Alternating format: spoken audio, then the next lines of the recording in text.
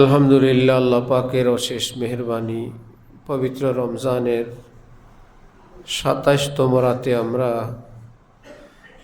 কোরআনে পাকের ৩০ নম্বর পারা তারাবির মধ্যে সমাপ্ত করার আল্লাহ পাক তৌফিক দান করেছেন।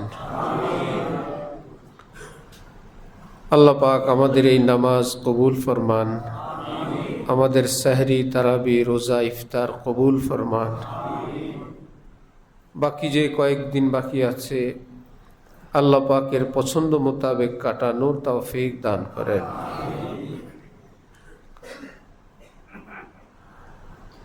हो रही है उम्र मिसले बर्फ कम, चुपके चुपके रफ्ता रफ्ता दम बदम, सांस है एक रह रवे मुल्के आदम, दफातन एक रोज ये जाएगा थम। গত বছরের ২৭তম রাতে অনেক মানুষ এই পৃথিবীতে ছিলেন যারা আজকে কবরের বাসিন্দা। কেউ অনেক দিন আগে, কেউ গতকাল, কেউ আজকে বিকালে কিংবা মাগরিবের পরে। আল্লাহু আকবার। প্রত্যেকটা মৃত্যুর সংবাদের সাথে দুইটা সংবাদ আছে। একজন মানুষের মৃত্যু হয়, আমরা সংবাদ তো পাইতে থাকি সব এলাকায় মহল্লায়, মাইকে এলান হয়, জানাজা হয়, আমরা কবর দেখি, লাশ বহনের ঘাট দেখি, কবরে পুছে দেওয়ার এই দৃশ্য আমরা দেখি। সবটার মধ্যে দুইটা মেসেজ, দুইটা সংবাদ। একে তো হইল যেই ব্যক্তির মৃত্যু হইল, ইন্তেকাল হইল, তার মৃত্যুর সংবাদ। ঠিক সাথে সাথে আরেকটা সংবাদ, তোমরা যারা জীবিত আছো এর পরপর যে কোনো কাউকে আল্লাহ পাক ডাক দিতে পারেন, ডাক পড়লে তার আর সময় দেওয়া হবে না। ঠিক একটা জানাজার পরপর মৃত্যু এবং জীবিতদেরকে যে একটা ঘোষণা এবং এলান দেয়া হইল, কিছুক্ষণ পরেই খবর আসলো, হ্যাঁ একটু আগে বলা হয়েছিল জীবিতদের যে কাউকে নেওয়া হবে, এই মুহূর্তে অমুককে নেওয়া হয়ে গেছে।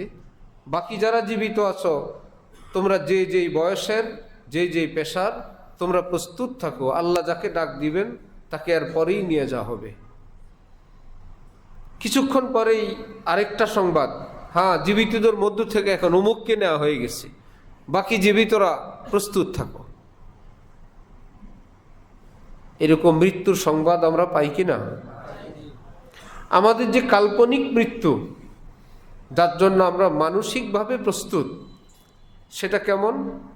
বয়স হবে ৭০-৮০ বছর বয়স হবে, আমি বুড়া হব, ছেলে পেলে বিয়ে শাদী করবে, প্রতিষ্ঠিত হবে, নাতি নাতকুর হবে, তারপরে মরার জন্য আমি প্রস্তুত।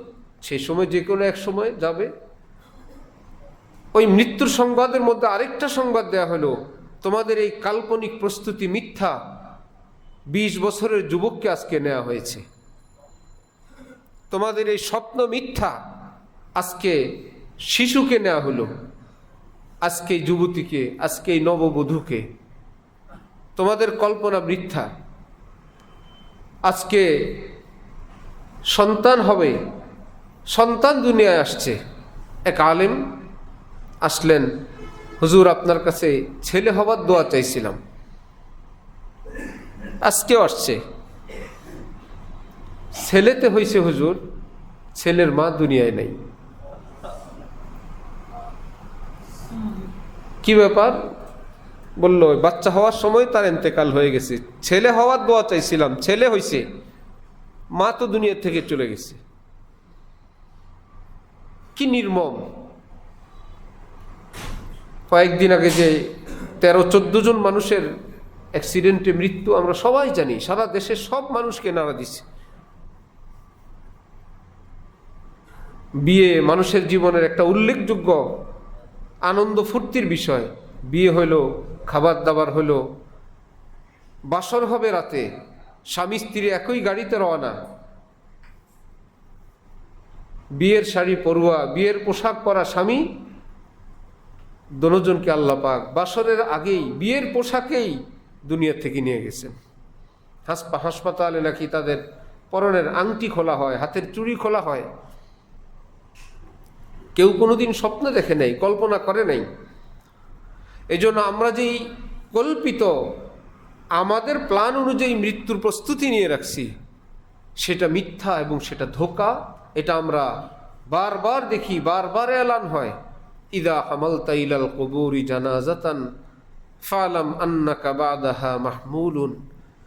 কোনো কবর বাসীকে যখন দেখো, কোনো মৃত ব্যক্তিকে কবরের দিকে নিয়ে যাওয়া হচ্ছে, হে জীবিতরা, তোমরা মানসিকভাবে প্রস্তুত থাকো, এই খাটে হয়তো পরপর তোমাকেই উঠানো হবে। আমাদের গেন্ডারিয়া ঢালকানগর মাদ্রাসায় আমরা পড়ি, বাবার মৃত্যু হলো, আমাদের দেশের রেওয়াজ অনুযায়ী বড় ছেলে উঠলেন, এ ফরাসগঞ্জের ব্যবসায়ী হাজি আফসারউদ্দিন ঢালি বাবার নাম, বিক্রমপুরের মানুষ, একসময় চেয়ারম্যান ছিলেন। বড় ছেলে দাঁড়ায় বলল, আমরা বাবার জন্য ক্ষমা চাই, ভুল বিচ্যুতির জন্য ইত্যাদি। বাবার লেনদেন থাকলে আমাদেরকে বলবেন, আমরা আপনাদের লেনদেন পরিশোধ করব। একদম তরু তাজা দিব্যি, কি মানুষটা, সুস্থ, একদমই সুস্থ। পরের দিন জোহরে এই ছেলের জানাজা। যেই ছেলে বলল বাবার ঋণ আমরা পরিশোধ করব, তার জানাজা কোনো অ্যাক্সিডেন্ট না, কোনো দুর্ঘটনা, স্বাভাবিকভাবেই ঘরেই তার মৃত্যু। এইবার পুরা পরিবারের মধ্যে না জানি আল্লাহ পাক একজন একজন করে সবই নিয়ে যান। হযরত কাসেম নানুতুবি রহমতুল্লাহ আলাইহির ফ্যামিলিতে একবার 13 জন মানুষের মৃত্যু হয়েছে। কঠিন কোন রোগ, সেই রোগে পরিবারের 13 জন মানুষের মৃত্যু, আপনজন সব। হযরত আসমানের দিক তাকায়া বললেন, হে মহাশক্তিধর আল্লাহ, আপনার পাকড়াও থেকে, আপনার ধরা থেকে রক্ষা পাওয়ার কোনো উপায়ে পৃথিবীর কারো নাই। আপনি যদি ধরেন, আপনার থাবা থেকে ছুটার ক্ষমতায় পৃথিবীর কারো নাই। আল্লাহ, আপনি আমাদেরকে হেফাজত করেন, আপনি আমাদেরকে রক্ষা করেন। এজন্য আমার ভাইয়েরা, আল্লাহ আমাদেরকে মসজিদে নিয়ে আসছেন। শাহ আব্দুল গনি ফুলপুরি রহমতুল্লাহ আলাইহি বলতেন, এক ওয়াক্ত নামাজ পড়ার পর আল্লাহ যদি কাউকে আবার মসজিদে আসতে দেন, এটা আলামত আগের ওয়াক্তের নামাজ আল্লাহ পাক কবুল করে নিছেন। এই জন্যই তিনি আবার আসতে দিছেন। আল্লাহ পাক হাজার ব্যস্ততা, হাজার ওয়াসওয়াসা, হাজার কমজোরি দুর্বলতার পরেও তিনি আমাদেরকে তার ঘরে আনছেন, আমাদেরকে ইমানের মতন দৌলত দিলেন, হক্কানি আলেম ওলামাদেরকে চেনার তৌফিক দিলেন, নামাজ পড়ার তৌফিক দিলেন, একটা মুসলিম রাষ্ট্রে আল্লাহ আমাদেরকে জন্ম দিলেন। এই পৃথিবীর যে জুলুম অত্যাচার চলছে, সেই তুলনায় আমরা তো জান্নাতে আছি, আমরা বেহেশতে আছি। বিশাল বড় অট্টালিকার মালিক আজকে নিঃস্ব। শুধু নিঃস্ব না, কে বেঁচে আছে তার কোনো ঠিকানা নাই। হয়তো একটা শিশু আছে সব শেষ, অথবা একজন আছে সব শেষ। ক্ষত বিক্ষত মানুষগুলো, কোথায় ঘর, কোথায় বাড়ি, কোথায় টাকার সিন্ধুক, কোথায় ভরি ভরি স্বর্ণ, তোলায় তোলায় স্বর্ণ, যে স্বর্ণের জাকাত দিবে কোথায় সেটা, সব কিছু মিসমার। এইরকম একটা পৃথিবীতে আল্লাহ আমাদেরকে এভাবে রাখছেন। আল্লাহ পাকের শুকরিয়া আদায় করি, আলহামদুলিল্লাহ। আমার ভাই, এখন আমাদের দায়িত্ব, কর্তব্য আল্লাহ পাককে রাজি খুশি করা। যে কদিন বেঁচে থাকবো আল্লাহ পাককে রাজি খুশি করে যাব। আল্লাহ পাকের খুশির তালাশে আমার জীবনের প্রধান চাকরি, এটাই আমার প্রথম কাজ, বাকিগুলো সব আনুষঙ্গিক। ওমা খলাকতুল জিন্না ওয়াল ইনসা ইল্লা লিয়াবুদুন। কোরআনে পাকে আল্লাহ পাক বলে, তোমাদের প্রথম চাকরি, প্রধান ব্যস্ততা আমাকে খুশি রাখা। আমাকে খুশি রাখার পর তুমি অন্যান্য কাজ করো, আমি পারমিশন দিলাম, এটা তোমার প্রথম কাজ। একটা ফ্যামিলির, একটা নারীর প্রথম কাজ তার স্বামীকে খুশি রাখা। এইবার ডান বাম সকলের কাজ করা, স্বামীকে অসন্তুষ্ট করে, স্বামীকে নারাজ করে অন্যদের খেদমত সেবা কেউ ভালো চোখে দেখবে না। একজন বান্দা বান্দির আমাদের প্রথম কাজ, কোরআনে পাক আল্লাহ পাক বলেন আমার বন্দিগি করা। হ্যাঁ, বন্দিগির জন্য খাইতে হয় খাও, আরাম করতে হয় করো, এই পৃথিবীতে বেঁচে থাকার জন্য স্ত্রী সন্তান লাগবে, লালন পালন করো, চাকরি করো, ব্যবসা করো, সব কিছুর মধ্যে দিল দস্ত বাকার, দিল বায়ার, হাতে কাজ থাকবে, দিলে আমি আল্লাহ থাকব। হাতে কাজ, দিলে আল্লাহ, অন্তরে আল্লাহ, আল্লাহকে না ভুলা। যে হাতে কাজ করতেছে কিন্তু অন্তরে আল্লাহ পাকের কথা, ও রাজি হ্যাঁ মুঝসে, খফা তো নেহি হ্যাঁ, ये खतरा मेरे दिल से कब दूर होगा। হে আল্লাহ, আপনি আমার উপর রাজি খুশি আছেন তো? আল্লাহ, আপনি খুশি আছেন তো? যার যেই জল্পনায়, যাকে যখন যেই নেশায় ধরে তার মনে সেই জিনিসে থাকে। কেউ কোনো হারাম প্রেমে আক্রান্ত হয়, তার প্রিয়জনের কথাই থাকে। কেউ রাজনীতির প্রচণ্ড কোনো নেশায় থাকে, সেটাই থাকে। কেউ টাকার ধান্দায় থাকে, সেটাই থাকে। কেউ মার্কেট, ঈদ আসছে, ব্যবসা করতে হবে, তার মাথার মধ্যে ব্যবসায়ী ব্যবসা। যার যেটা থাকে, রব্বুল আলামিন বলেন যারা আমার প্রেমিক বান্দা, মুমিনিন বান্দা বান্দি, তাদের অন্তরে শুধু আমি থাকি, তারা আমাকে নিয়েই ব্যস্ত থাকে। এক বুলবুল হ্যায় হামারি রাজেদা, হর কিসি সে কব খুলা করতে হ্যাঁ হাম। এক প্রিয় আল্লাহ আমাদের আছেন, গোপনে গোপনে আমরা আল্লাহর সঙ্গে কথা বলি, কখনো হাত তুলি, কখনো জবানে বলি, কখনো আমরা আল্লাহর সাথে অন্তরে অন্তরে কথা বলি। পৃথিবীর কেউ দেখে না, কারণ দেখবি কিভাবে? আমরা তো মুনাজাতে হাত উঠেই নেই, আমরা তো ঠোঁটও লাড়ি নাই। অন্তর্জামী খোদাকে আমরা অন্তরে অন্তরে কথা বলি, পৃথিবীর কেউ টের পায় না। কব কিসি সে हम कब किसी से कब खुला करते हैं हम, हर किसी से कब खुला करते हैं हम। পৃথিবীর কেউ জানে না চুপে চুপে আল্লাহর সাথে কত কথা বলি। তিনি বলছেন আমি আলিমুন বিদাতিস সুদূর, তোমাদের মনের কথা কিন্তু আমি সব জানি। খাবিরুন বিমা ইয়াসনাউন, মনের কথার আমি খবর রাখি। কোনো টেনশন করো না, শুধু হাত তুলেই মুনাজাত দিতে হবে না, ঠোঁট নেড়ে জিহ্বা নেড়েই বলতে হবে না, মনে মনেও যদি বলো আমি আল্লাহ, সেটাও মুনাজাতের খাতায় তুলে নিব।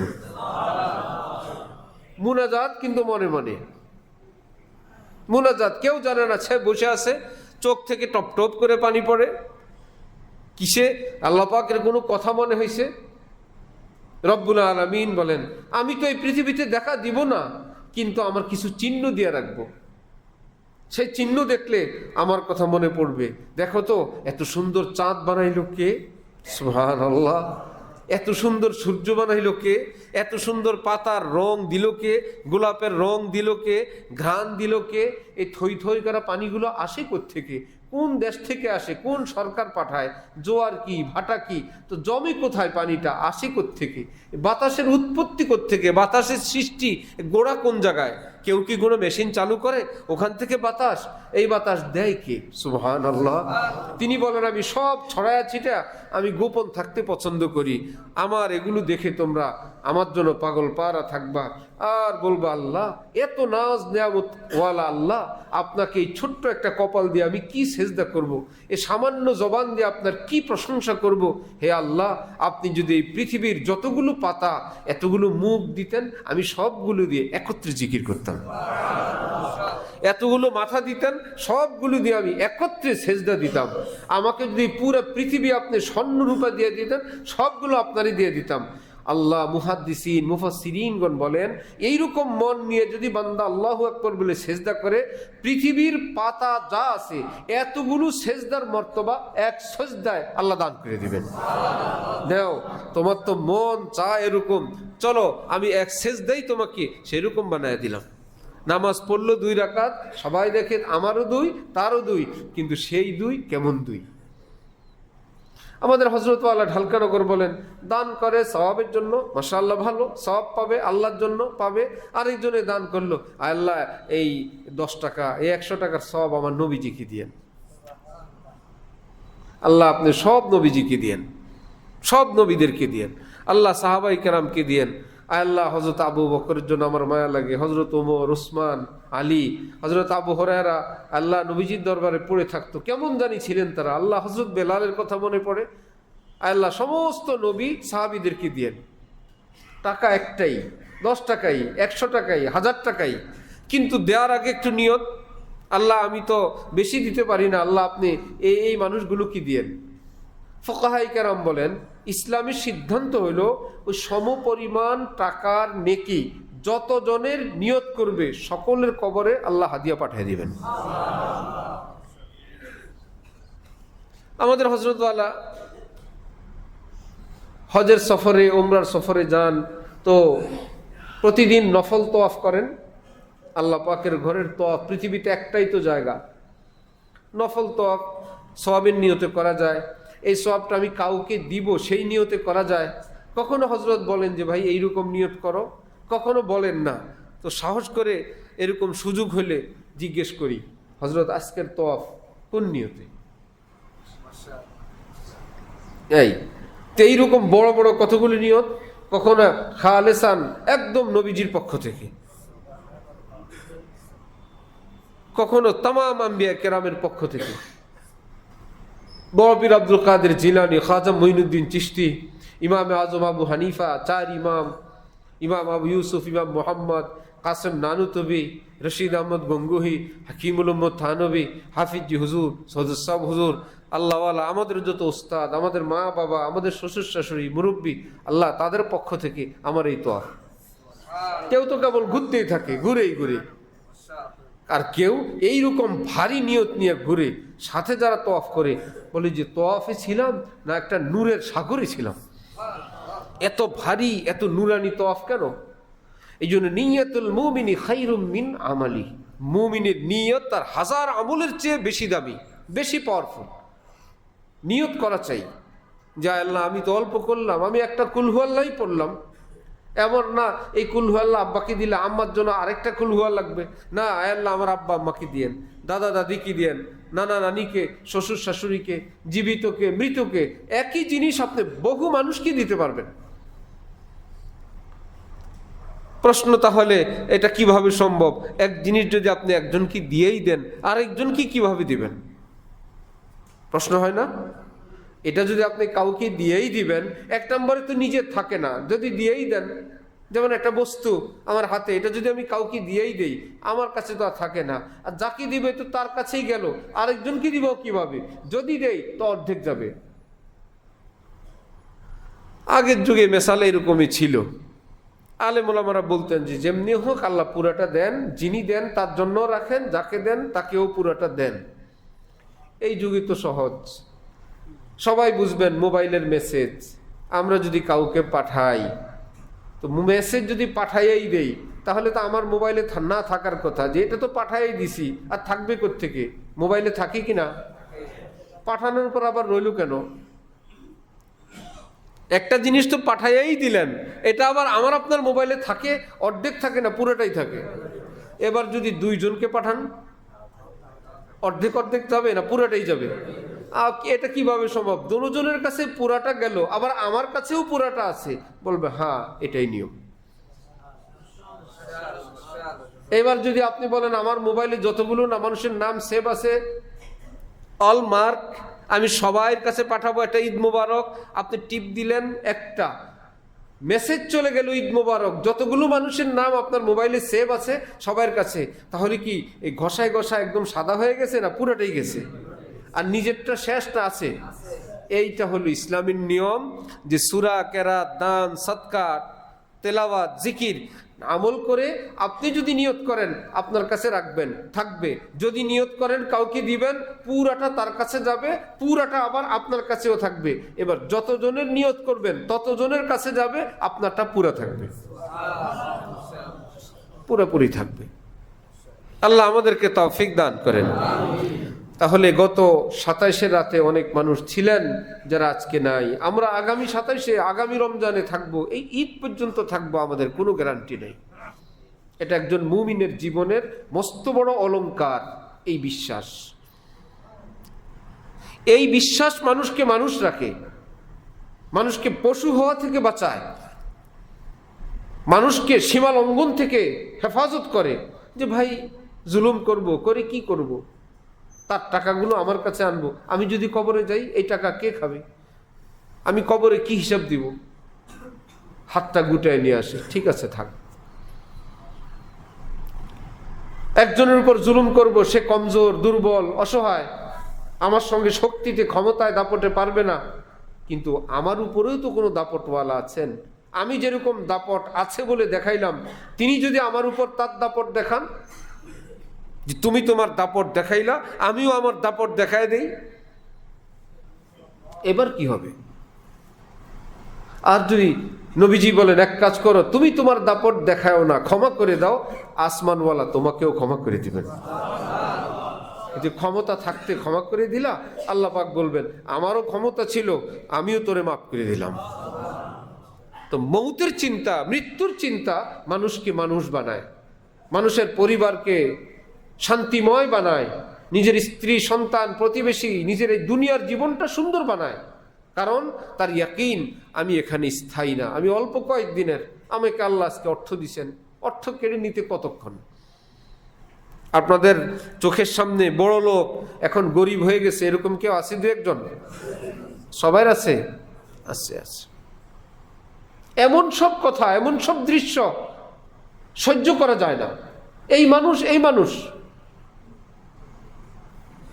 কোটি কোটি টাকার কর্মচারী, মালিক, গাড়ি, ছেলে, মেয়ে, কি জীবনযাপন, কি সুন্দর। কয়েক বছরের মাথায় ওষুধ খাবারের পয়সাটুকু নেই, নিজের জীবন বাঁচানোর, বাড়ি শেষ, বাড়ি বিক্রি করে দিছে, কোম্পানি বিক্রি করে দিছে, শুধু কোনো রকম ওষুধ খাবে। আমার খুব কাছের পরিচিত, হঠাৎ এক মহিলার ফোন, কে আপনি? আমি অমুকের বাসার কাজের লোক। সেই মহিলা, আপনি চিনেন? বয়স্কা নারী, তিনি ওষুধ খাবারের জন্য কিছু টাকা চাইছেন, ওষুধ খাওয়ার জন্য। টাকা দেওয়া তো বড় কথা না, এইরকম একটা শব্দ, একটা মেসেজ এই জীবনে শুনবো কোনোদিন তো কল্পনা করি নেই।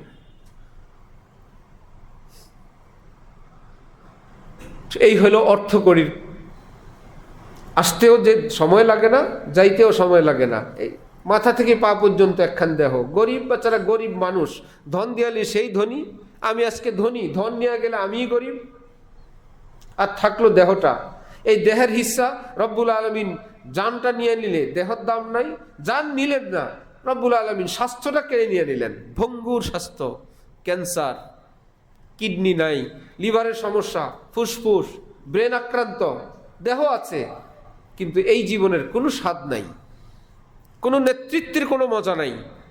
সবাই ডাকে আসেন, আজকে বিচার আছে, সালিশ আছে, যাও তোমরা যাও, আর নাই।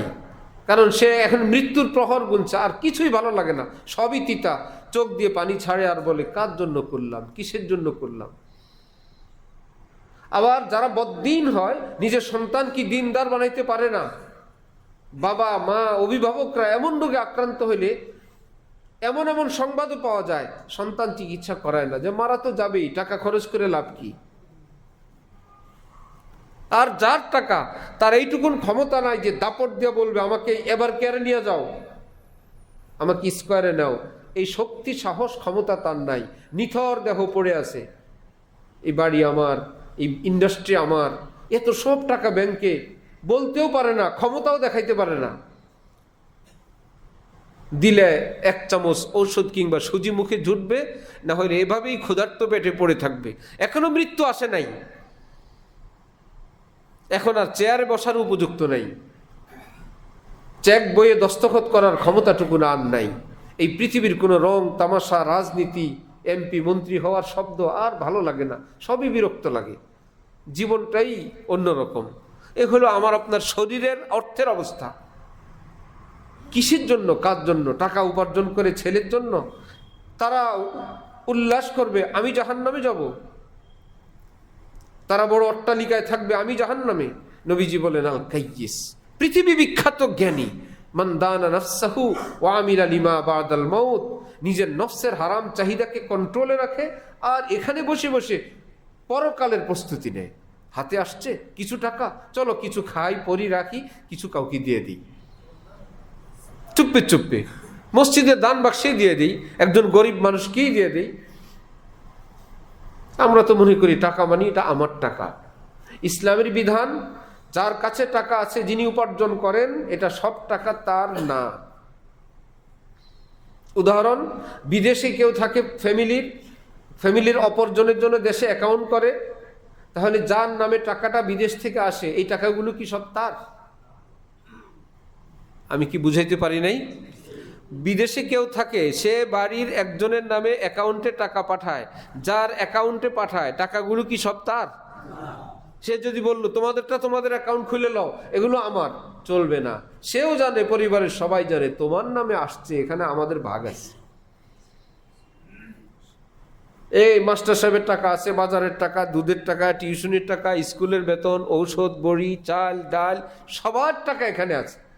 রব্বুল আলামিন কোরআনে পাকে বলেন, ওয়াফি আমওয়ালিহিম হাক্কুল লিসসাইলি ওয়াল মাহরুম, যাদেরকে আমি ধন দেই, টাকা পয়সা দেই, মনে করো না এটা আমার, তোমার অ্যাকাউন্টে পাঠাইছি, তোমার পরিবারের পরিজনের, তোমার অধীনস্থদের, তোমার ভাই বোনের, বাবা মায়ের আছে, পাশাপাশি আছে ভিক্ষুকের, যে তোমার কাছে চাইতে আসে, তার একটা ভাগ তোমার টাকায় আছে। ওয়াল মাহরুম, আরেকটা বঞ্চিত শ্রেণী আছে যে তোমার কাছে চাইতে আসবে না। তুমি জানো সে বিপদগ্রস্ত, সে ঋণগ্রস্ত, এই ঈদে তার পোশাক কেনার মতন সামর্থ্য নাই। তোমার আত্মীয়, তোমার ব্যবসায়ী পরিচয়, অর্থাৎ তোমার যে কোনোভাবে তোমার জানাশোনার মধ্যে একজন বিপদগ্রস্ত লোক আছে, সে কারো কাছে হাত পাতে না, তোমার কাছেও পাতবে না। ওই ব্যক্তির কিছু হক তোমার টাকায় আছে, তারটা তাকে পৌঁছাইতে আসবা, সে চাইতে আসবে না, নিজ গরজে পৌঁছাইতে আসবা। ওয়াল মাহরুম, বঞ্চিতদের। আমরা যদি আমাদের অর্থকে এরকম বানায় নেই, এগুলো আমার না, আমার, এটাকে আল্লাহ কোরআন শরীফে সূরা বাকারা শুরুতে বলছেন, ওয়া মিম্মা রাযাকনাহুম ইউনফিকুন। শুনছেন না? ওয়া মিম্মা রাযাকনাহুম ইউনফিকুন। আল্লাহ পাক বলেন, মুত্তাকি কারা জানো, জান্নাতি মানুষ কারা জানো, আমি তাদেরকে বেশি বেশি দেই। আল্লাহ বলেন, আমি তাদেরকে বেশি বেশি দেই, সেখান থেকে তারা সব সময় কিছু কিছু খরচ করতেই থাকে, খায়, পরে, দেয়, খরচ করে, সব সময় খরচ করে। আল্লাহ আমারও দেন আমিও দেই, আল্লাহ দেন আমিও দেই, এরকম না। হ্যাঁ, গত বছর দিছি তো, প্রতি বছর দেই তো। আমরা আল্লাহর কাছে ব্যবসার লাভ কি প্রতি বছর চাই না প্রতিদিন চাই? আল্লাহ যদি বলেন দিছি তো, গত বছর তোরে লাভ দিছি তো, না আল্লাহ আজকেও দেন। গতকাল দিছি তো, আল্লাহ আজকেও দেন। আল্লাহ বলে, তাহলে আমি তোকে দিব, তুইও আমাকে দিবি। কিয়ামতের দিন আল্লাহ বলবেন, আমার একটু খাবার দিলা না, আপনারে খাবার দিব, আপনি তো খান না। ওই যে তোমার সামনে একজন ক্ষুধার্ত মানুষ খাবার চাইছিল, তুমি যদি তাকে দিতা, এটা আমারই দেওয়া হইতো। আমার একটু পোশাক দিলা না, কিসের পোশাক আল্লাহ, আপনি কি পোশাক পরেন? ওই যে বস্ত্রহীন লোকটা, যার একটু কাপড় প্রয়োজন ছিল, তোমার সামনে গেল, তোমার কাছে চাইলো, তুমি দিলা না, তাকে দিলে তো আমিই পাইতাম। এই জন্য নবীজি বলেন, আমরা যতটুকুন দান সৎকা করি, আমরা দেখি এটা গরিবের, মিসকিনের, অভাবগ্রস্তের, বিপদগ্রস্তের হাতে যায় না, আমাদের এই টাকাটা সর্বপ্রথম আল্লাহ নিজের হাতে কবুল করেন। দানের টাকা আগে আল্লাহর হাতে যায়, তারপর গরিবের হাতে যায়। মধ্যখানে একটা মিডিয়া আছে, যেটা আমরা দেখি না। আল্লাহর দয়া, কখনো আমরা মুরব্বীদের তাদের হাত দিয়ে দিতে চাই, যে আপনার হাত দিয়ে একটু আমার জন্য দেন, বলি না? বড় পীর জিলানী, আমি মসজিদে 10টা টাকা দান করব, আপনি যদি আমার হাত দিয়ে মসজিদে দিতেন তো আমার ভাগ্য হইতো। আমার দিব আমি, কিন্তু আপনার হাত দিয়ে দেন। রব্বুল আলামিন দানের নেশা বৃদ্ধি করার জন্য বান্দা যেত বলে, দান করলে আল্লাহর হাতে আর কি চাই, দান করলে আল্লাহ আমি আজকে এটা দিলাম, আল্লাহ আমি এটা দিলাম, আল্লাহ আমি বাহ্যিকভাবে গরিব পায়, আল্লাহ বলে না, আগে আমি পাই, আমার বান্দাকে আমি তারপরে দান করি। এজন্য নিজের অর্থ করিকে এভাবে কাজে লাগানোর চেষ্টা করি। ফেরেশতারা আল্লাহ পাক যখন দেখেন এই লোকের অর্থ সে একা খায় না, সে অনেক মানুষকে খাওয়ায়, তখন রব্বুল আলামিন কি বলবেন, এই বান্দাকে দিলে অনেকে পায়, ফেরেশতারা একে বাড়ায় বাড়ায় দাও। তাকে দেওয়া মানে একজনকে দেওয়া না, সে অনেক মানুষকে দেয়, চুপে চুপে কত মানুষকে দেয়। এই আপনাদের এখানের জিন্দাবাহারের পাশে এক ভদ্রলোক, ছেলে আমাদের দোস্ত মানুষ, তার বাবা মৃত্যু হয়ে গেছে। এক বাবার এক ছেলে বলল, আমার বাবা কি করতো আমি তো জানতাম না, এখন মহল্লার মুদি দোকানওয়ালা আমাকে বলতেছে আপনার আব্বা আমাকে বলছিলেন এই মহল্লার কিছু গরিব মানুষ থাকে, শ্রমিক থাকে, এরা যদি কখনো বিপদে পড়ে চাল তেল ডাল ইত্যাদি লাগে দিয়ে দিস, এটা আমার নামে লিখে রাখিস। বলে আমি দিতাম, মাসের শেষ আপনার আব্বা টাকাগুলো দিয়ে দিতেন, জিজ্ঞাসাও করতেন না ওরা কি সত্যি নিল না, আমি এমনি লিখে রাখলাম। এরকম গরিব মিসকিনরা আর টাকা নাই, বিপদে পড়লে একটা পরিমাণ দিয়ে দিছেন, একটা নির্দিষ্ট নীতিমালা, একান্ত ঠেকলে এরকম কিছু দিয়ে দিও আমি টাকা দিব। প্রতি মাসে তিনি আমার টাকা পরিশোধ করে দিতেন। প্রতিবেলা মসজিদে যেতেন, একজন সাধারণ মানুষ, আমি দেখি না এই মুরব্বীকে, তো মসজিদে 20 টাকা মনে হয় দান বাক্সে ফেলতেন। প্রতি ওয়াক্তেই যায়, কয়েক ওয়াক্ত মসজিদে যেতে পারেন নাই, অসুস্থ, মুয়াজ্জিন সাহেবকে ডাকছেন, ডেকে ওই যেই কয়েক ওয়াক্ত যাইতে পারেন নাই ওই 20 টাকা মুয়াজ্জিন সাহেবকে দিয়ে বললেন এগুলো দান বাক্সে দিয়ে, আমি যাইতে পারি না, আল্লাহর ঘরে দিতে পারি না। তারপরে বললেন, মুয়াজ্জিন সাহেব নিজেই ছেলের কাছে বলে আপনার আব্বা আমারে হাদিয়া দিতেন, ইমাম সাহেবকে দিতেন, দিয়ে আবার বলতেন আমার ছেলেকে বলবেন না। এই জন্য বলবেন না, ছেলে যদি শুনে আমি দিছি তাহলে তো সে আর দিবে না, বলবে আব্বা তো দিছেই। এই জন্য বলবে সে তার মতন দেখ, আমি আমার মতন দিলাম। আমরা তো যদি একবার দিই এরকম কাউকে হাদিয়া, বাসায় গিয়ে সবাই জানায় দিই, দেখো তুমি আবার বলে দিয়ে দিও না, দিলে সেটা কি হয়ে যাবে, ভুল হয়ে যাবে, দিয়ে আবার বলে দিয়ে দিও না, আমি দিয়ে আসছি। দ্বিতীয়বার দিলে সেটা কি ভুল হবে না সঠিক হবে? ওটার নাম রাখছে ভুল। দেখো বলে দিয়ে দিও না আবার, আমি কিন্তু হুজুরকে দিয়ে আসছি। আর ওই বাবা বুদ্ধি করছে তুমি দিয়ে দাও, ভুলে আবার দেওয়া বন্ধ করো না, তুমি তোমারটা দাও, আমি দিলে তোমার আমল নামায় যাবে না বাবা, আমি যেটা দিলাম এটা তোমার আমল নামায় যাবে না, লিখবে না তোমার আমল নামায়, তোমারটা 0, বাবা দিলে বাবার আমল নামায় উঠবে, তুমি দিবা তোমার আমল নামায় উঠবে। আল্লাহ আমাদেরকে মানুষ হবার তৌফিক দান করেন। রমজান প্রায় শেষের দিকে, আমরা কতটুকুন মানুষ হইতে পারলাম, আমরা কতটুকুন সমাজের মানুষের আপন হইতে পারলাম, আমরা কতটুকুন গরিবের আপন হইতে পারলাম, কতটা দরদি হইতে পারলাম, কতটা উম্মতে মুসলিমার জন্য চোখের পানি ছাড়লাম, কতটা ক্ষুধার্ত অসহায় ক্ষত বিক্ষত মানুষগুলোর জন্য কতটুকুন দোয়া করলাম। চাইলাম তো নিজের জন্যই চাইলাম, আল্লাহ আমার সুস্থ দেন, আল্লাহ আমার হায়াত দেন, আমারে টাকা পয়সা দেন, দোয়ার মধ্যেও স্বার্থপরতা, সব আমার জন্য, সবই আমার জন্য। এই জন্য মুমিন তাকে বলে ইমানের বরকতে তার দিলটা অনেক বড় হয়ে যায়, প্রচন্ড বড় হয়, তখন সব সব মানুষকে সে আপন দেখে, শুধু আপন আর আপন। হ্যাঁ আমার ইমানি ভাই, তো ইমানদার ভাই, আর কি লাগে আত্মীয়তা, আমার মুসলমান ভাই। আর যদি অমুসলিম হয় তারাও ভাই বলে, হ্যাঁ আমার মানুষ হিসেবে সে ভাই, বাবা আদমের সন্তান লাগে, আমরা এক বাপের সন্তান। আবার মাখলুক দেখে, পোকা মাকড় পিপিলিকা দেখে, হ্যাঁ আমরা এক আল্লাহর মাখলুক, এই পোকা মাকড়ের যে আল্লাহ আমার একই আল্লাহ, আমাদের স্রষ্টা একই স্রষ্টার সৃষ্টি। আমরা যখন ইমান বড় হয় তখন মনের অবস্থা এরকম হয়ে যায়। আল্লাহ আমাদেরকে তৌফিক দান করেন। মুসল্লিয়ানে কেরাম, আজকে ওলামাই কেরামের অনেকের মত 27তম রাতে সবে কদর হয়, বেজোর রাতে হয়, 27-এ হয়, যেই বছর এমন না, ফিক্স না, কোনো বছর আগ পরে হয়ে যায়। তো পিছনের বেজোর রাতগুলো যেভাবে গেল, আজকে আরেকটা বেজোর রাত, সামনে আরেকটা বেজোর রাত আছে। আল্লাহ পাকের কাছে বেশি বেশি দোয়া চাওয়া, ক্ষমা চাওয়া, বেশি বেশি আল্লাহ পাকের কাছে আফিয়ত চাওয়া। নবীজি বলছেন আল্লাহ পাকের কাছে যে যখন কিছু চাও সাথে আফিয়ত চাইবা, ইযা সাআলতুমুল্লাহ শাইআন ফাসআলুল আফিয়া, আল্লাহ পাকের কাছে যাই চাও সাথে আফিয়ত চাও, আপদ মুক্ত জীবন। আল্লাহ আমিও জালেম না হই, আমি মজলুমও না হই। অনেকে জালেম হইতে চায় না, এটা ভালো আছে, কিন্তু আর বুঝে না। মক্কা মুকাররমা হাজরে আসওয়াদ চুমু দিলে জীবনের সব সগীরা গুনাহ মাফ হয়। সগীরা গুনাহ মাফ করতে গিয়ে মানুষকে জুলুম, অত্যাচার, ঠেলা গুতা ইত্যাদি সব হইল কবিরা গুনাহ। তো সগীরা গুনাহ মাফ করতে গিয়ে কবিরা গুনাহ করে আসে।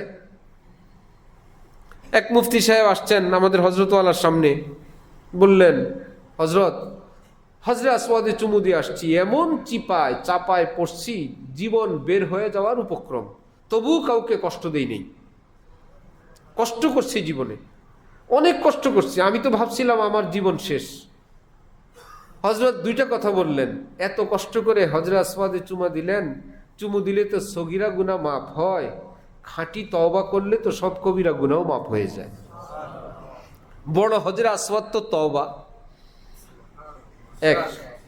দ্বিতীয় কথা বললেন, কাউকে কষ্ট দেওয়া জায়েজ নাই, এটা তো ভালো করছেন, কষ্টে পড়াও জায়েজ নাই, এটা তো ভুল করছেন। কষ্ট দেওয়া জায়েজ নাই, জেনে বুঝে কষ্টে পড়াও কি নাই। আপনি জানেন সেখানে এই বিপদ, আপনি সেখানে প্রবেশ করলেন কেন? গুনাহ হয়েছে আপনার। এই জন্য আমরা জুলুম করব না, এটা যেমন জানি, মজলুম হব না, কারো জুলুমের শিকারও হব না। এই দুইটা প্যাকেজের নাম হলো আফিয়ত। বলেন তো কি নাম? আফিয়ত। বলি বাংলায়, এটা আরবি শব্দ। আল্লাহ আফিয়ত দান করেন। এই প্যাকেজই কি আছে এটা আল্লাহ বুঝবেন। নবীজি বলছেন আফিয়ত চাও। তুমি টাকা চাইলে আল্লাহ বেশি বেতন দেন, বেতন অফিস থেকে উঠে নিয়ে আসলা, চুরি নিয়ে গেল, কি হইল? বেতন তো কবুল হয়েছে। বেতন যাই হইলো, এর চাইতে বেশি চিকিৎসা, অ্যাক্সিডেন্ট, দুর্ঘটনা, কোনো বরকত নাই। আফিয়ত মানে হইলো এই ঝামেলা মুক্ত, যাই আছে আল্লাহ সুখে শান্তিতে দিন কাটায় নেয়। টাকা অল্প কিন্তু শান্তি বেশি, বরকত বেশি, অনর্থক কোনো খরচ নাই। একটা রোগ হয়েছে, অল্প টাকায় সুস্থ হয়ে গেছে। একই রোগে আরেকজনের সিঙ্গাপুর পর্যন্ত গেছে। সিঙ্গাপুরের রোগ ভালো হইলে কি অন্য কিছু হয়? ভালোই তো হইল। আর এখানে আরেকজনের 20 টাকার হোমিওতে ভালো হয়ে গেছে। একটা বেলা খাবে, একজনে হাট বাজার, দেশ বিদেশ আইটেম, শেষমেশ রান্না হয়েছে বাবুর্চির ভুলের কারণে, রান্নায় কোনো মশলা বেশি দিয়ে দিছে অথবা কোনোটা দেয় নাই, ভালো লাগে না। আরেকজনে লাল শাক দিয়ে টাটকা গরম ভাত দিয়ে খায়টা সুবহানাল্লাহ। যে এত আয়োজন করলো তার ঘরে ঝগড়া, বাবুর্চির সঙ্গে মারামারি কাটাকাটি, লাল শাকওয়ালা আলুর ভর্তা ডাইলওয়ালা খায়া মসজিদে সেজদার মধ্যে পড়ে আছে। আলহামদুলিল্লাহ, কোনো টেনশন না, আজকে রাতটাই তো, একটা বেলাই তো। হাম ऐसे रहे या के वैसे रहे, वहाँ देखना है कि कैसे रहे, हयात दो रोजा का क्या आयुष गम, মুসাফির रहे जैसे तैसे रहे। ভাই আসছি এখানে কয়েকদিনের জন্য, এই দুনিয়ায় খুবই অস্থায়ী। ডাক পড়বে তো চলে যাব, সব কিছু গুটায় গাটায় রেডি করে রাখলাম। কারোকে জুলুম করলে তার থেকে ক্ষমা নিলাম, কারো হক থাকলে পরিশোধ করলাম, লিখে রাখলাম, পরিশোধের বন্দোবস্ত করলাম, আল্লাহর কাছে চাইলাম আল্লাহ ঋণ মুক্ত করেন, আল্লাহ ঋণ মুক্ত দুনিয়ার থেকে উঠায় নিয়েন। এই বলে এবার টাকা পয়সা আসে, কাজে লাগাও, বউ বাচ্চারে দেও, ঘর বাড়ি করো, দান সদকা করো, কিন্তু আল্লাহ থেকে গাফেল না। আমি কবরে যাব, যখন তখন ডাক আসবে, যাওয়া লাগবে, এই কথা থেকে সে ভুলে যায় না। আল্লাহ আমাদেরকে ऐसा जिंदगी नसीब फरमान, আল্লাহ আমাদেরকে মুসলিম মিল্লাতকে নসিব ফরমান। হাফেজ সাহেবরা অনেক কষ্ট করে তারাবি পড়ছেন, আল্লাহ পাক ওনাদেরকে জাযায়ে খায়ের দান করেন। খুশির কথা হইল আপনাদের এই মসজিদে সভাপতি মোতাওয়াল্লি আমাদের হাজি আব্দুল লতিফ সাহেব, ওনার নাতি আমগো হুমায়ুন সাহেবের ছেলেও মাশাআল্লাহ পড়াইছে কিছু কিছু, হাফেজ তাহসিন, মার্কাজুল ইহসান আমাদের মাদ্রাসায়, এরা দোনো ভাই পড়ে মাশাআল্লাহ, দোনোজনে হাফেজ। কিসমতের ব্যাপার না, ব্যবসা তো সবাই করেন, তো ওনারা ব্যবসাও করেন মাশাআল্লাহ, 2 ছেলে হাফেজও হয়ে গেছে আল্লাহর রহমতে। এটা কি বাদামতলির ব্যবসার চেয়ে ছোট না, আরো বড় ব্যবসা? এটাই বড় ব্যবসা, যে এখানেও আল্লাহ বড় বানাইছেন, সন্তানও একই মসজিদের 2 রাকাত 4 রাকাত নামাজ পড়াইতে পারেন, হাফেজ হয়ে গেছেন। খেয়াল রাখা চাই, ঠিক নিজের স্ত্রী সন্তান তাদেরকে দিনওয়ালা বানানো, এটা বড় ব্যবসা, এটা বড় কাজ, এটা জীবনের বড় ব্যস্ততা। আল্লাহ আমাদেরকে, আমাদের সন্তানদেরকে কবুল ফরমান। আমরা কয়েকবার জিকির করি, তারপরে দোয়া করব ইনশাআল্লাহ। কয়টায় আছে তো আমাদের জিলানি সাহেব, ঈদ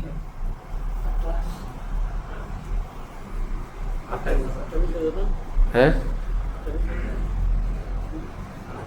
হ্যাঁ এরকম একটা টাইম দিতে হবে। এই রোজার ঈদের জামাত একটু বিলম্বে পড়া সুন্নত, কোরবানির ঈদের জামাত আগে আগে পড়া সুন্নত। আর রোজার ঈদের দিন সকালবেলায় কিছু খেজুর মিষ্টি জাতীয় কিছু খাওয়া সুন্নত, কোরবানির দিন না খাওয়া সুন্নত।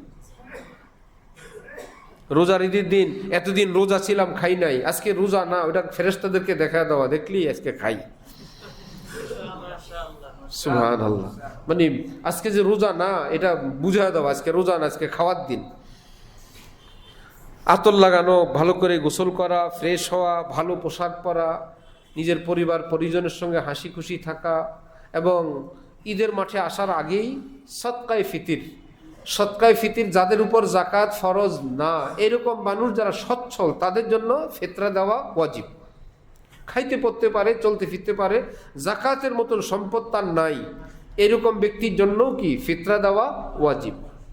তার মানে জাকাতের লোক যা ফিতরার লোক তার চাইতে আরো অনেক বেশি। ফিতরা 110 টাকা নাকি সর্বনিম্ন 110?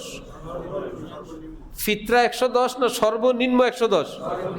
এটা মনে রাখেন, আগেও বলছি সর্বনিম্ন। কেউ বাজারে গিয়ে আমরা বলি না ভাই সর্বনিম্ন মাছ কোনটা, সর্বনিম্ন কাপড় কোনটা, সর্বনিম্ন গাড়ি কোনটা, সর্বনিম্ন ইট কোনটা, সর্বনিম্ন সিমেন্ট রড কোনটা বলি?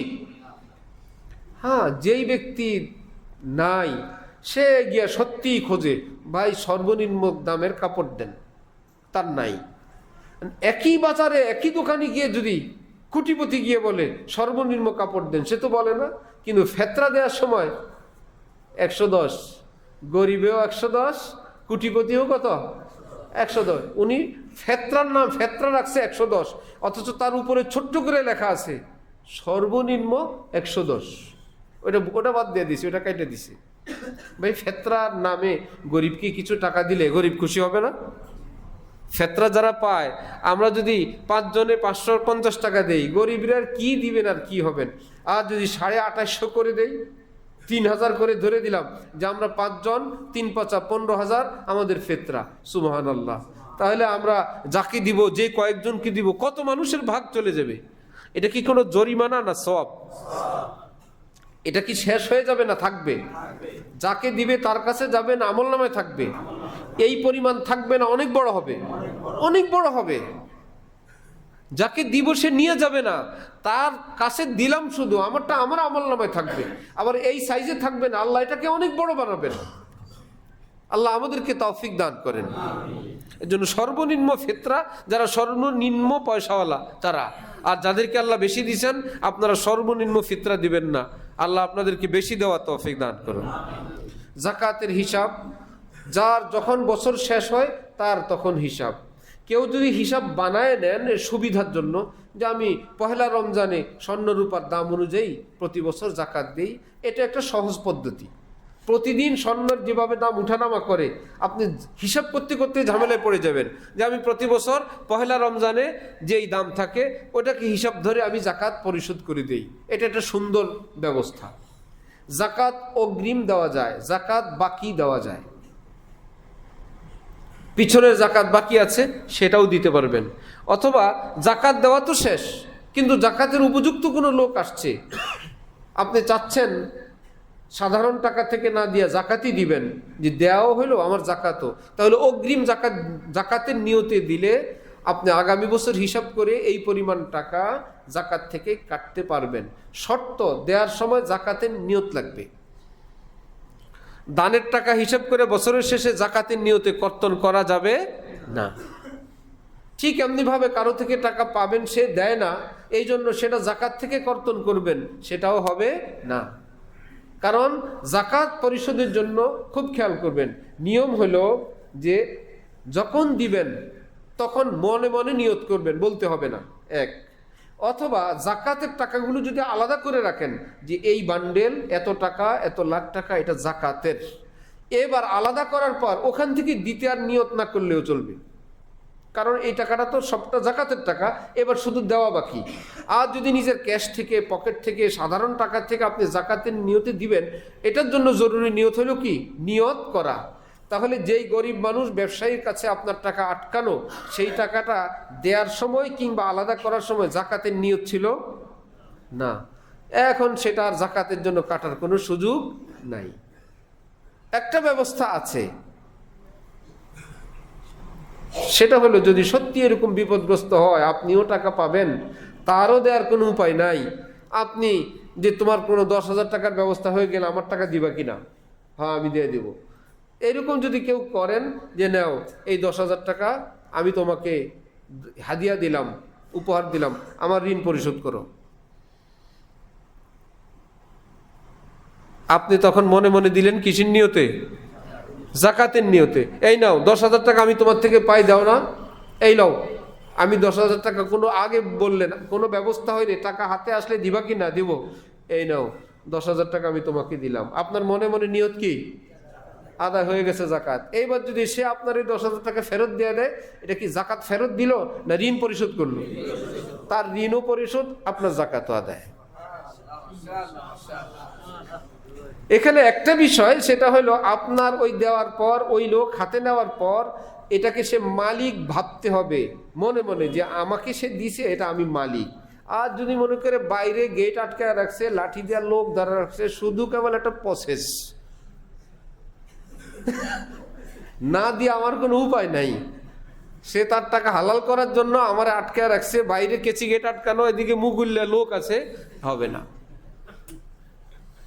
ওই টাকাটাকে সে মালিক মনে করতে হবে, যে হ্যাঁ তিনি আমাকে এটা দিচ্ছেন, এই টাকার মালিক আমি, যাক আলহামদুলিল্লাহ একুশিলা তার ঋণটা আমি পরিশোধ করে দিই। ঠিক আছে?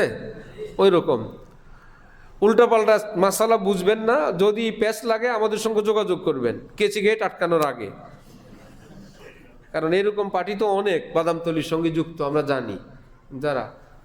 সব আবার যার আছে তাকে দিলে হবে না, যে আপনার টাকা দেয় না সে কোটিপতি, তার অ্যাসেট আছে, টাকা আছে, পয়সা আছে, আপনি আপনার টাকা আদায়ের জন্য এই পদ্ধতি করলে জাকাত পরিশোধ হবে না, কারণ সে জাকাত খাওয়ার যোগ্য লোক না। তাকে দিলে কেমনে হবে? জাকাত দিলে হবে না, জাকাতও পরিশোধ হবে না, এই পদ্ধতিও কিছু হবে না। জাকাত যদি পরিশোধ না হয়, ওই লোক আপনাকে দিলে তার ঋণও কি হবে না? পরিশোধ হবে না। আপনার টাকাই একটু 2 মিনিট একটু সিস্টেম হয়ে ঘুরে চলে আসছে, কিছুই হয় নাই, ওই লোকের ঋণও পরিশোধ হয় নাই, আপনার জাকাতও আদায় হয় নাই, কারণ সে জাকাতের উপযুক্ত না। এই জন্য অনেকে না জেনে বিভিন্ন মাদ্রাসায় জাকাত দিয়ে দেয়, এমন মাদ্রাসায় যেখানে জাকাতের পারপাস নাই, অথবা যারা জাকাতের টাকাকে যথাযথভাবে কাজে লাগানোর জন্য এইরকম গভীর এলেম বা হক্কানি আলেমদের পরামর্শে চলে না, জাকাতের টাকা নিয়ে মাদ্রাসা রেখে দিল, মনে করেন গরিব আছে মাদ্রাসায় খাওয়ানোর জন্য, জাকাতের উপযুক্ত, কিন্তু মাদ্রাসায় টাকাটা রয়ে গেল, এখনো যারা জাকাতের উপযুক্ত তাদেরকে মালিক বানায় নাই, এর মধ্যে যিনি জাকাত দিছিলেন তার ইন্তেকাল হয়ে গেছে। তাহলে এই টাকাটা যাকে জাকাত দেওয়ার জন্য মুহতামিম সাহেব হোক, হুজুরের কাছে দেওয়া হোক, এটা তো তাকে দেয় নাই, দিল এই জন্য যে ওনার কাছে কিছু ছাত্র আছে, এটা তাদেরকে দিবে। তাদেরকে দেওয়ার আগে যদি ওই লোকের মৃত্যু হয়, তাহলে এই টাকা আর মাদ্রাসা মালিক থাকবে না, এই টাকার মালিক ওয়ারিসরা, ওই হাজি, ওই জাকাতদাতার ওয়ারিসরা ওই টাকার মালিক হয়ে যাবে, ব্যাংকের টাকার মতন, কারণ এই টাকাটা এখনো কোনো খাতে খরচ হয় নাই, জমা টাকা রয়ে গেছে। নবীজি কি করতেন? কোনো অনুদানের টাকা আসলে ওইটাকে শেষ করার আগে ঘুমাইতেন না, যে ভাই জলদি জলদি হাত খালি করো, উপযুক্ত লোকদেরকে দিয়ে দাও, আমি ফ্রেশ, তারপর আমি রাতে ঘুমাইতে যাব। সুবহানাল্লাহ। হযরত ওয়ালা করাচি রহমতুল্লাহি আলাইহির কাছে একজন লুঙ্গি হাদিয়া দিয়েছেন, হযরত শুয়ে পড়ছেন, হঠাৎ বললেন যে ভাই কই লুঙ্গিটা? বেচারা হাদিয়া দিছে, আল্লাহ পাকের একটা নেয়ামত, এটা একটু কদর করলাম না, আনো একটু পরি, যদি আজকে রাতে ইন্তেকাল হয়ে যায়। একটু পড়ছেন, পরে 1-2 কদম হাঁটছেন, আলহামদুলিল্লাহ আল্লাহ আমার জন্য একটা সুন্দর লুঙ্গি পাঠাইছেন, আল্লাহ তো আমি পড়ছি, আলহামদুলিল্লাহ, নেও খুলে রেখে দিছি, এবার হয়েছে, ব্যবহার হয়ে গেছে, এখন আল্লাহরে বলতে পারবো আল্লাহ আপনি নেয়ামত পাঠাইছেন, আমি এটা ব্যবহার করছি। ওনাদের জীবনধারা আরেক রকম।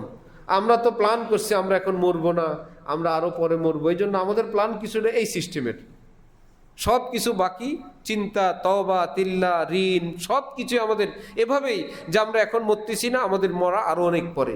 আল্লাহ আমাদের এই ঘুম থেকে জাগবা তৌফিক দান করেন।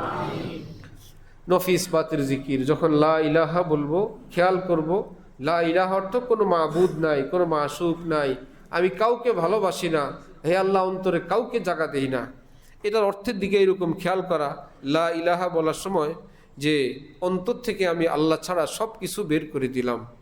ইল্লাল্লাহ বলার সময় খেয়াল করা, আল্লাহ পাকের আরশ থেকে আমার অন্তরে লাগাতার নূর বর্ষণ হইতেছে।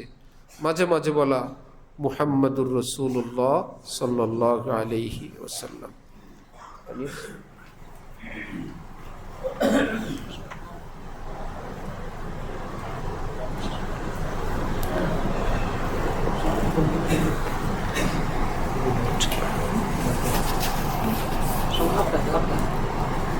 ঈদের জামাত কয়টায়?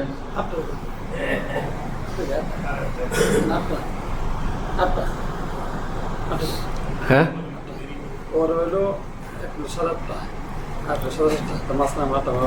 7:30 8:30, তাহলে আমাদের 8, ঠিক আছে। ইনশাআল্লাহ এই মসজিদ ঈদের জামাত সকাল 8টায় অনুষ্ঠিত হবে ইনশাআল্লাহ।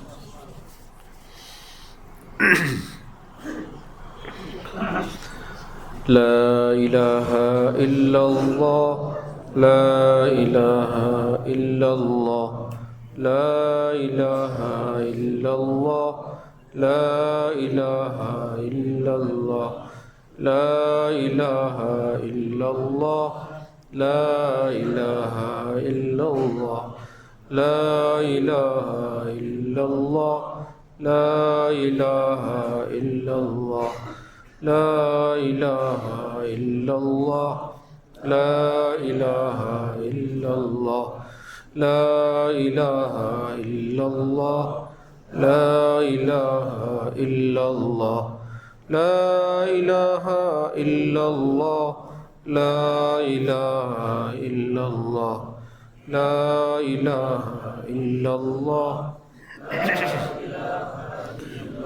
মুহাম্মাদুর রাসূলুল্লাহ সাল্লাল্লাহু তাআলা আলাইহি ওয়াসাল্লাম।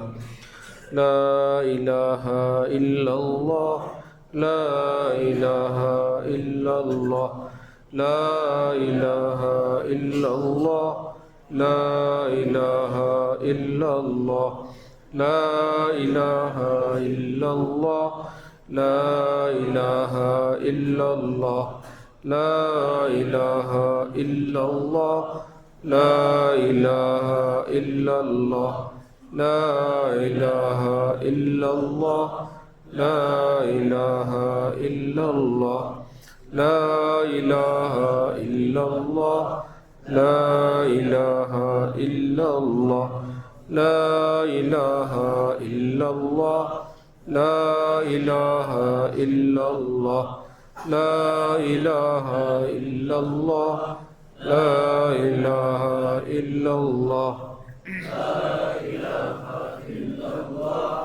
লা ইলাহা ইল্লাল্লাহ, লা ইলাহা ইল্লাল্লাহ, লা ইলাহা ইল্লাল্লাহ, লা ইলাহা ইল্লাল্লাহ,